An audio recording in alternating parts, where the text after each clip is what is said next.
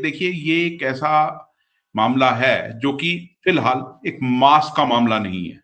आम आदमी समझता नहीं है कि क्या हुआ है एक्चुअली, मतलब किस तरीके से ये जो पूरा मामला है कि फंडर्स को कैसे, जो एलिगेशन है कि कैसे चीट किया गया और फिर कैसे घूस दी गई और क्या है ये मामला, आम आदमी को समझाना अभी थोड़ा मुश्किल है।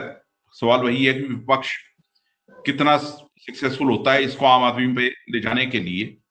पर एक चीज जो और हुई है वो ये है कि देखिए जो सरकार की साख है, देखिए मोदी साहब का पूरा पहले तो हिंडनबर्ग एक इंस्टीट्यूशन या ऑर्गेनाइजेशन की तरफ से इल्जाम थे, ये अब तो कोर्ट में और वारंट जारी है।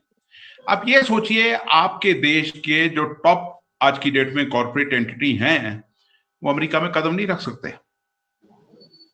उसके साथ आप ये देखिए हाल के दिनों में, और ये सिर्फ अमेरिका की बात नहीं है, आप ये देखिए कि हाल के दिनों में किस तरीके से उनके खिलाफ केन्या में विरोध के स्वर उठे, वहां पर इनकी जो कॉन्ट्रैक्ट थे वो कैंसिल हुए, ऑस्ट्रेलिया में विरोध हुआ, बांग्लादेश में विरोध हुआ।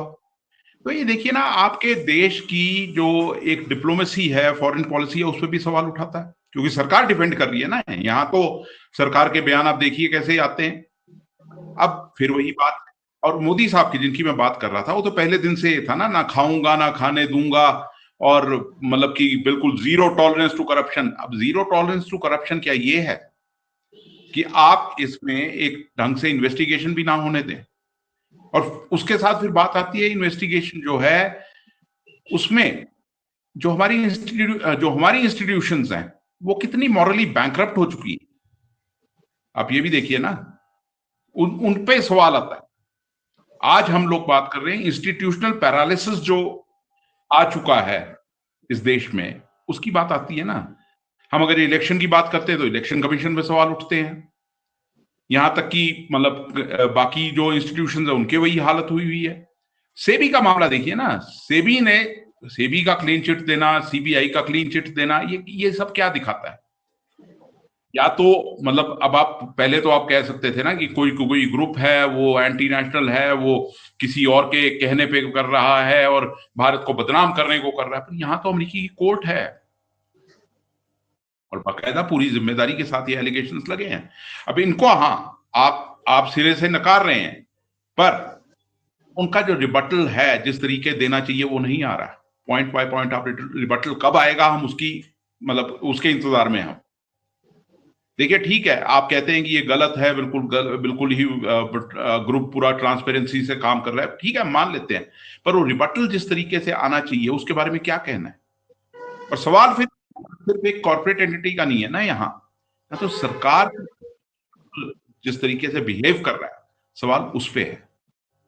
आपको याद होगा पूरा एक बोफोर्स को लेके कितना हंगामा हुआ था इस देश में, और कांग्रेस की सरकार चली गई थी जब जनता दल की सरकार आई थी, जिसमें लेफ्ट और राइट मतलब बीजेपी और लेफ्ट पार्टीज ने सपोर्ट किया था वीपी सिंह की सरकार को।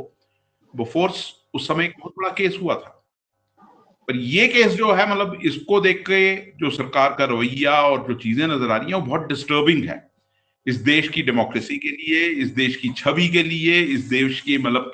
और फिर जो इल्जाम कहीं लगता है ऑपोजिशन की तरफ से क्रोनी कैपिटलिज्म का, उसके बारे में सरकार क्या कहेगी? सरकार को अगर ये अपनी छवि बचानी है तो डेफिनेटली इन्वेस्टिगेट होनी चाहिए चीजें, पर सरकार क्यों अपनी मतलब छवि के मतलब एक्सटेंट तक मामले को जाने दे रही है, सबसे बड़ा सवाल ये है।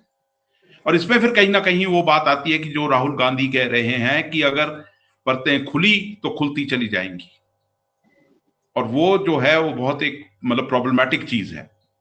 देखिए अब तक मोदी साहब की छवि ही एक इनका यूएसपी रह चुका है, उस पर मतलब खेलने की कोशिश की जाती है हर बार, मोदी को ही चेहरा बनाया जाता है हर चुनाव पे और हर चीज पे। अब ये जो चीजें हैं कि क्यों बचाए, मतलब क्यों इन्वेस्टिगेशन नहीं, एक फेयर ट्रांसपेरेंट तरीके से क्यों इन्वेस्टिगेशंस नहीं हो रही हैं? देखिए ये इस देश की छवि के लिए भी कोई अच्छी चीज नहीं है कि आपका एक टॉप कॉर्पोरेट एंटिटी जो है वो किसी दूसरे देश में जा ही ना पाए। आप समझिए इस चीज को, वो कितनी शर्म की बात है। ये जो चीज है ना ये बहुत सीरियस है ये मामला। अब वो ठीक है, मास्क का इशू अभी नहीं है, आम जनता को इतना फर्क नहीं पड़ रहा, और दूसरी तरफ ये पूरी की पूरी बीजेपी जिस तरीके से डिफेंड करने में लगी, जबकि बीजेपी के अगेंस्ट तो कुछ है भी नहीं है। मामला तो एक कॉर्पोरेट ग्रुप के अगेंस्ट है ना, तो सरकार और बीजेपी क्यों डिफेंड करने आ रही है इसे? उनको तो कायदे से तो यही है ना कि हाँ ठीक है, जांच हो और जो दूध का दूध और पानी का पानी हो जाए। पर सरकार जब अलाइन कर रही है कॉर्पोरेट ग्रुप के साथ, तो जाहिर है सवाल तो उठेंगे, और वो सवाल उठ भी रहे हैं और उठते चले जाएंगे। देखिए मामला जब शुरू हुआ तो आपने डिफेंस डील की बात की, राहुल गांधी ने राफेल पे सवाल उठाए, कुछ नहीं निकला, कुछ नहीं हुआ, और सवाल उठते चले गए। हिंडनबर्ग की बात आई, फिर किस तरीके से मामला गोलमोल करके, मतलब रफा दफा ही कह सकते हैं वो हुआ, फिर वही बात आई। तो अब ये मामला जो है और आगे बढ़ गया, तो ये रुकेगा नहीं। इसको रोकने का एक ही तरीका है कि सरकार एक ट्रांसपेरेंट तरीके से ही इस मामले की जांच कराए, और ठीक है, तथ्य जो है वो टेबल करे, और जैसा है वो उस हिसाब से चीजों को इवेल्युएट किया जाए। पर सरकार अगर ऐसे अलाइन करती रही तो कहीं ना कहीं देखिए बीजेपी के लिए भी एक प्रॉब्लम खड़ी हो गई है, और साथ साथ आरएसएस के लिए भी एक बहुत बड़ी चुनौती बनने वाली है ये जो इशू है। सरकार के ऊपर एक बहुत बड़ा एक कह लीजिए चैलेंज है इस समय भारतीय सरकार के साथ। ये देखिए आजकल का दौर ऐसा है ना, ये पूरे दुनिया में खबरें जा रही हैं, और बात फिर वही आती है कि जो कहा जाता है हम विश्व गुरु हैं, मोदी का डंका बज रहा है, तो अब देख लीजिए क्या बज रहा है। डंका क्या ऐसे बजता है? सवाल ये है।